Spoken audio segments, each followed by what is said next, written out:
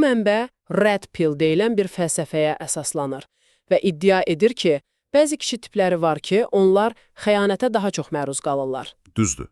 Red Pill. Bu özü də kifayət qədər müzakirəli bir yanaşmadır.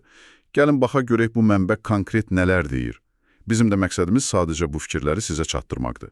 Tamamilə razıyam. Biz burada tərəf tutmuruq. Sadəcə mənbənin dediklərini, yəni o arqumentləri olduğu kimi təqdim edirik. Konteksti anlamaq vacibdir. Yaxşı, elə isə başlayaq. Mənbənin birinci işarə etdiyi tip, deyəsən, çox yaxşı oğlanlar idi. Yəni, nice guy. Bəli. O tip ki, həddindən artıq uyğunlaşır. Yəni, hər şeyə hə deyir, sərhəd qoymur, daim partnyorunu razı salmağa çalışır.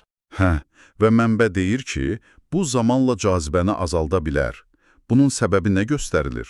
Mənbənin arqumenti belədir ki, qadınlar instinktiv olaraq daha güclü, qətiyyətli fiqurlar axtarır. Və bu çox yaxşı oğlan davranışı o ehtirası, o gərginliyi azalda bilir. Maraqlıdır. Həm də deyilir ki, bu hədsiz fədakarlıq bəzən, necə deyim, qeyri-səmimi görünə bilər. Yəni, partnyorda hörməti azalda bilir. Və bu da bizi elə ikinci tipə gətirir.